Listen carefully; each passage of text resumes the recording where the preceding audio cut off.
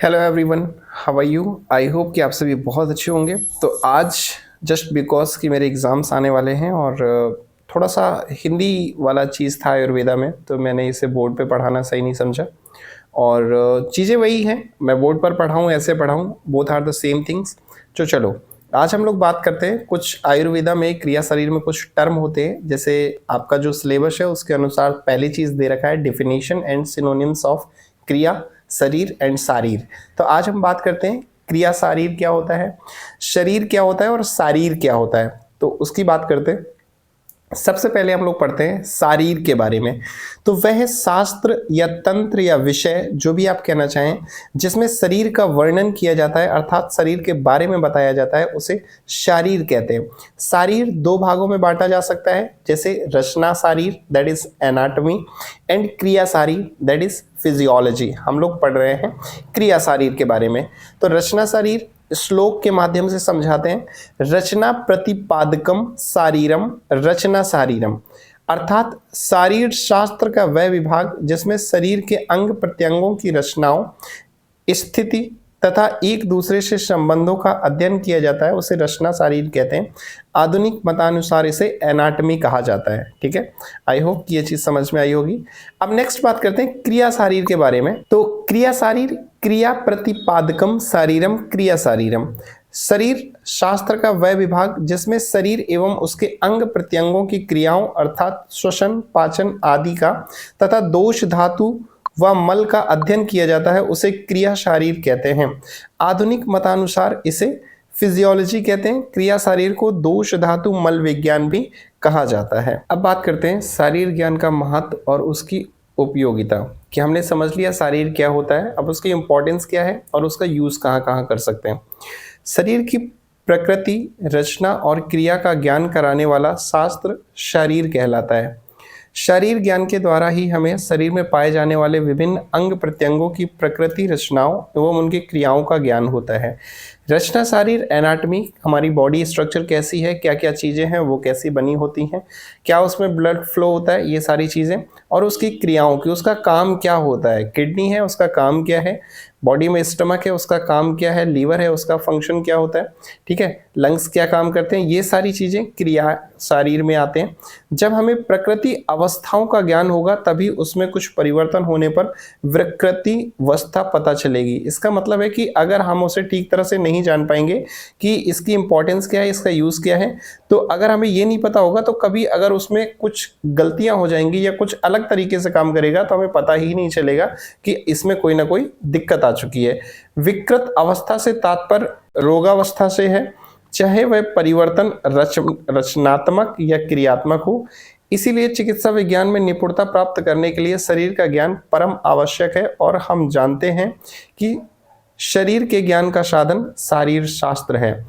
और सिर्फ यही चीज़ कहना चाहता है कि इंपॉर्टेंस इसकी यही है कि हमें रचना शारीर और क्रिया शारीर इसलिए भी पढ़ना है क्योंकि अगर हम ये नहीं पढ़ेंगे तो सबसे पहली चीज़ फिजियोलॉजी और एनाटॉमी के अलावा कोई ऐसा साइंस नहीं है जो आपको बॉडी स्ट्रक्चर के बारे में बता सके या उसकी क्या इंपॉर्टेंस है ये बता सके। तो इसीलिए हमें ये चीज़ें पढ़नी है। ये चीज़ें मीन्स या तो रचना शारीर या फिर क्रिया शारीर। ठीक है, अब महर्षि चरक या आचार्य चरक जो भी आप कहना चाहें, उन्होंने क्या कहा है कि शरीरम सर्वथा सर्वदा वेदियोभिषक आयुर्वेदा सा कात्यायन वेद लोक सुख प्रदम। जो चिकित्सा सर्वदा सभी प्रकार से शरीर के शास्त्र को जानता है वह संसार में सुख प्रदान करने वाला आयुर्वेद शास्त्र को संपूर्ण रूप से जानता है। इन्होंने कहा है कि जो भी शरीर के शास्त्र को जानता है वो अवश्य ही आयुर्वेद के शास्त्र को भी जानता ही होगा। शरीर के महत्व को स्पष्ट करने के लिए सभी बृहत्त्रयी ग्रंथों में शारीर स्थान का वर्णन किया गया है। अब बात करते हैं शरीर की। अभी तक हमने क्या देखा, डेफिनेशन देखी शरीर की और उसकी इंपॉर्टेंस देखी। अब हम लोग बात करते हैं शरीर की। ठीक है, शारीर और शरीर दोनों में डिफरेंस याद रखना बहुत इंपॉर्टेंट है, आता है एग्जाम में, तो ये चीज अच्छे से देख लेना। ठीक है, और अगर कोई डाउट होती है तो आप नीचे कमेंट में मुझे बता सकते हैं। अब बात करते हैं शरीर के बारे में। शरीर जिसे आप लोग बॉडी भी बोलते हैं, अब इसके अलग अलग सिनोनिम्स भी हैं, जैसे शरीर बोल लो, देह बोल लो, काय बोल लो, वायु संगनन या पुरुष भी इसी को बोलते हैं। आयुर्वेद में जहां भी कहीं ये टर्म आएंगे तो समझ लेना शरीर की बात हो रही है, बॉडी की बात हो रही है। ये सब शरीर के पर्यायवाची यानी कि सिनोनिम्स हैं। स्रा हिंसने धातु से बना हुआ है। शीर्यते इति शरीरम, ये इसका श्लोक है। देह दीह वर्धने धातु से बना हुआ है। काय की बात करें तो चित्र चयने धातु से बना हुआ है। पुरुष की बात करें तो पुरुष अग्रगमने पूरी शरीरे सेते इति पुरुषा। ठीक है, next we are going to talk about शरीर। स्र हिंसने धातु से शरीर शब्द बना, अर्थात हिंसा धातु की स्रा से शरीर बना है, जिसे सीर्यते इति शरीरम से बताया गया है, जिसमें निरंतर क्षरण की प्रक्रिया होती है। अब क्षरण का मतलब क्या होता है? डिस्ट्रॉय। ठीक है, डिस्ट्रॉय का मतलब सडन एकदम से पूरा डिस्ट्रॉय नहीं, इसमें लिखा है निरंतर, थोड़ा थोड़ा, धीरे धीरे। आप जो भी अपना हैप्पी बर्थडे मनाते हैं ना, तो हैप्पी बर्थडे इसलिए नहीं मनाते कि आप 1 साल और बड़े हो गए।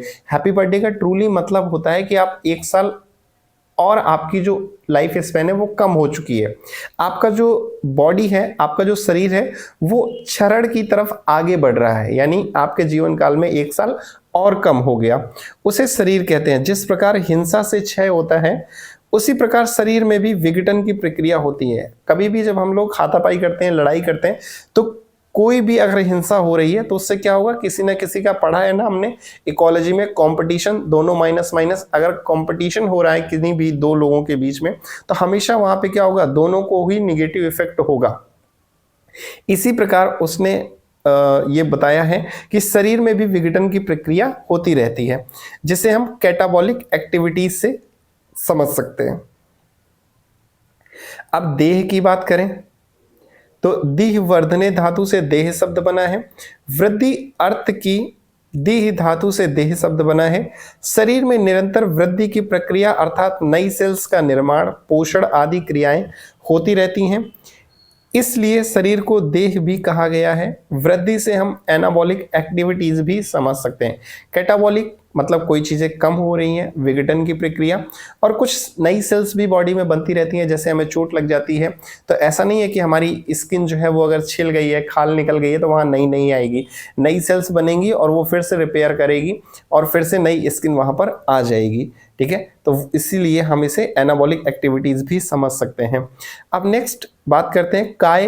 तो चिंच चयने धातु से काय शब्द बना है, अर्थात चयन अर्थ की चिंच धातु से काय शब्द उत्पन्न होता है। चय से तात्पर्य है उपापचय से है। शरीर में मेटाबॉलिक एक्टिविटीज लगातार होती रहती हैं, इसलिए इसे काय कहा गया है।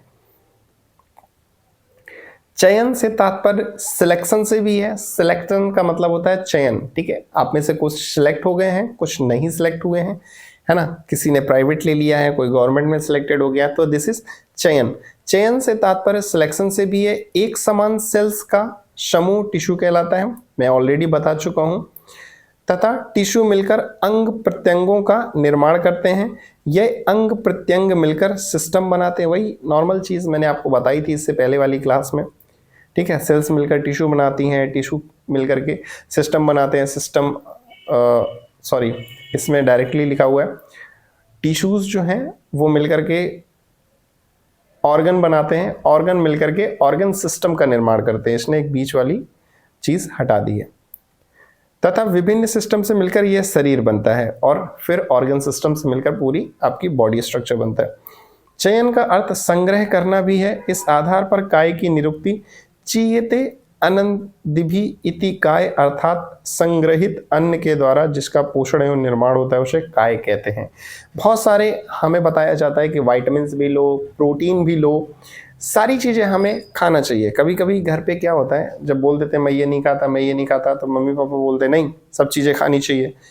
कोई भी चीज़ ऐसा छोड़ोगे ना तो शरीर ऐसा ही रहेगा ज़िंदगी में, दुबला पतला। तो इसीलिए कहते हैं कि जो भी अन्न हम खाते हैं ना, उसी से हमारा बॉडी या शरीर बनता है, और उसमें भी संग्रहित अन्न के द्वारा, यानी कि कई सारे अन्न जो अगर हम एक साथ संग्रहित करके खाएंगे तो और अच्छा बॉडी का निर्माण होगा।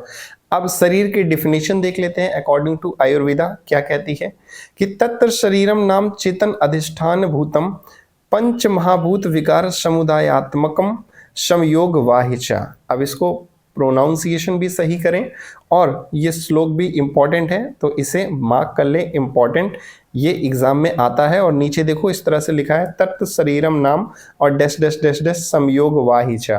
तो इतना ही आ जाएगा और इसे बोला जाएगा कि पूरा इसके बारे में आप डिटेल में एक्सप्लेनेशन दें। ठीक है, तो ये श्लोक अगर आपको नहीं आता तो आप लिख नहीं पाएंगे। देखो नीचे लिखा हुआ है क्वेश्चन भी, उपर्युक्त श्लोक को पूरा करके संदर्भ सहित व्याख्या लिखो। संदर्भ सहित का मतलब होता है कि किस चैप्टर से लिया गया है, किस राइटर ने इसे लिखा हुआ है, ठीक है, किस आचार्य ने ये श्लोक दिया है, ये सारी चीजें बताना, दैट इज कॉल्ड संदर्भ सहित व्याख्या लिखो। शरीर उसे कहते हैं। अब डिफिनेशन की बात करते हैं शरीर की। अब देखो दोनों चीजें याद रखना, डिफरेंस आएगा, what is the difference between शरीर एंड शारीर। तो शारीर के बारे में हम ऑलरेडी पढ़ चुके हैं। अब हम लोग बात करें शरीर की, तो शरीर की डिफिनेशन देखो, शरीर उसे कहते हैं जिसमें आत्मा का वास हो, जो 5 महाभूतों के विकारों के संयोग से बना तथा जिसमें दोष धातु मलों की क्रियाएं सम्यक प्रकार से हो रही हों तथा जिसमें आंतरिक व बाहरी क्रियाएं सम्यक प्रकार से हों, अर्थात समयोग वाह्य, यानी कि बाहर जो भी चीजें हो रही हैं वैसे ही अंदर भी मेटाबॉलिक एक्टिविटीज होनी चाहिए और साथ में हो, मिलजुल कर आपस में काम कर रही हो, दैट्स वाई समयोग वाह्यचा, सबको साथ में लेकर के काम कर रहे हों। हम जानते हैं कि संसार के सभी द्रव्य पंच महाभूतों से बने हैं। हम कहते हैं ना कि मिट्टी का इंसान है, मिट्टी में ही मिल जाएगा, तो वही चीज़ कह रहा है कि हमारा शरीर हो या कुछ भी हो, सभी क्या है, प्लांट, पेड़ पौधे, जानवर, कुछ भी हो, सारे ही मिट्टी में एक दिन मिल जाने। तो सभी किससे बने हुए हैं? पंच महाभूतों से बने हैं। 5 महाभूत यू ऑलरेडी नो, अग्नि, वायु, जल, पृथ्वी, आकाश, ठीक है, ये 5 महाभूत होते हैं।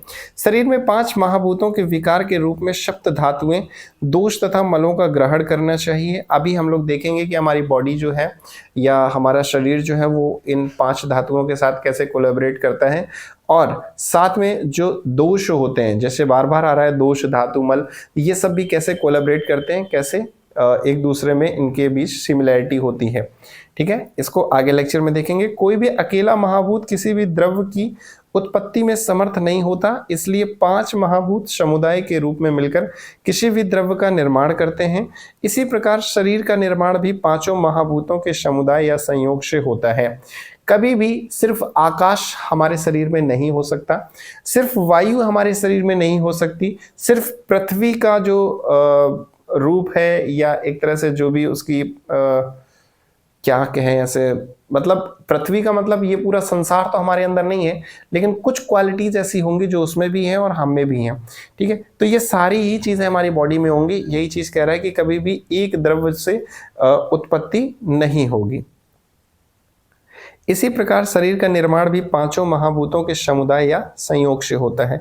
समयोग वाह्य से तात्पर्य यह है कि शरीर में बाह्य व आंतरिक क्रियाएं निरंतर होती रहती हैं। इंद्रियों का अपने विषय से संपर्क होकर उस विषय का ज्ञान उचित रूप से होता है। अब इंद्रियां, आपको भी पता है, सेंस ऑर्गन हमारी बॉडी में होते हैं, और जैसे ही बाहर किसी के संपर्क में आती हैं, वो इंद्रियां भी क्या करने लगती हैं, बॉडी तक पहुंचाने लगती हैं कि हाँ, जैसे अगर हम बात करें घ्राण इंद्रिय, घ्राण इंद्रिय का मतलब होता है आपने कुछ भी स्मेल ली, ठीक है, घ्राण का मतलब होता है स्मेल। अगर आपने कोई भी चीज़ स्मेल ली तो वो आपके ब्रेन तक जाएगा कि ये अच्छी है, बेकार है, आपको वहाँ से हटना है या वहाँ रहना है, तो ये आपके ऊपर है। तो इंद्रियां भी क्या करती हैं, ये जो पंच महाभूत हैं, अब धरती में ही, पृथ्वी में ही आपको ये सारी चीज़ें क्या है दिखाई दे रही हैं, या आपको स्मेल आ रही है तो कहाँ आ रही है, इस धरती पर ही आ रही है। तो ये सारी चीज़ें हमारी बॉडी में जाकर के कहीं ना कहीं मिलेंगी। शरीर में चेतना या आत्मा अपने लक्षणों के रूप में दृष्टिगोचर दिखाई देती है। अब शरीर में चेतना है यानी कि कॉन्शियसनेस है, या आत्मा। अब आत्मा के बारे में अगर बात करें तो बहुत सारे लोग हैं कि आत्मा को नहीं मानते हैं, या कुछ कहते हैं हमने तो देखा ही नहीं, कुछ कहते हैं जब इंसान मरता है तो उसकी आत्मा जो होती है वो शरीर बदल लेती है। अलग अलग चीज़ें हैं। अब आत्मा का क्या मतलब है, आत्मा क्या होती है, जो पिक्चरों में दिखाया जाता है जब कोई मर जाता है तो ऊपर उड़ जाती है हवा में, वही आत्मा होती है। या टार्जन द वंडर कार में आपने देखा अजय देवगन जो कार में घुस जाता है तो क्या आत्मा कार में भी घुस जाती है, ये वो वाली आत्मा है ना। तो इन सब चीज़ों की भी हम लोग बात करेंगे। ठीक है, आगे आगे जैसे जैसे लेक्चर आएगा, ये पहला शायद आपका फर्स्ट लेक्चर है आयुर्वेदा का, तो बहुत सारी चीज़ें हो सकता है आप लोगों को समझ ना आ रही हों, बहुत सारी चीज़ें आप लोगों को समझ भी आ गई हों। अगर आपको समझ में आ गई हैं तो अच्छी बात है, नहीं आ रही हैं तो you can directly send me a message in my Instagram profile, or either you can send message in Telegram, और कहीं भी जहाँ भी आपको लगता है कि मैं आपसे बात कर सकता हूँ। व्हाट्सएप ग्रुप भी आप वहाँ से भी ग्रुप क्या सॉरी चैनल है, वहाँ से आप देख सकते हैं, वो भी ज्वाइन कर सकते हैं। ठीक है, आपको जहाँ से भी मेरे से कांटेक्ट मिल जाता है ना, आप वहाँ मुझसे बात करने की कोशिश करें, और कोई चीज़ नहीं समझ में आ रही है तो मैं इसको और अच्छे से एक्सप्लेन करके अपने तरीके से नोट्स के रूप में आपको सेंड कर दूंगा। ठीक है, तो आज के लिए इतना ही रखते हैं, और आई होप कि आपको चीज़ें समझ में आ गई होंगी। और कोशिश करूँगा कि जो आयुर्वेदा पोर्शन है, क्योंकि हिंदी मेरे लिए थोड़ा सा टफ सिचुएशन है, क्योंकि बहुत 10-12 साल हो गए हिंदी लिखे हुए। आयुर्वेदा में एग्जामिनेशन हॉल में हिंदी लिखना पड़ता है, मैं नोट्स वगैरह इतने बनाता नहीं हूँ, ये आपके लिए मुझे इतना बनाना पड़ता है। अदरवाइज़ मैं डेली लिखता तो हूँ, लेकिन हिंदी इतनी नहीं लिखता। ठीक है, कोशिश करूँगा आपके लिए नोट्स बनाऊँगा तो हिंदी में ही बनाऊँ। इसीलिए मैं नोट्स के रूप में, अगर आपको लगता है कि लेक्चर ऐसे भी अच्छे हैं और ऐसे भी आपको समझ में आ रहा है, तो आप मुझे कमेंट करके नीचे प्लीज़ बता दें कि सर आप ऐसे भी पढ़ाएंगे तो भी उतना ही समझ में आ रहा है, तो मैं आपको और अच्छे तरीके से नोट्स कैसे बनाते हैं वो सारी चीज़ें भी आपको बना करके और वीडियो लेक्चर के थ्रू आपके पास पहुंचा दूंगा। सो थैंक यू, और मिलते हैं अगले लेक्चर के साथ।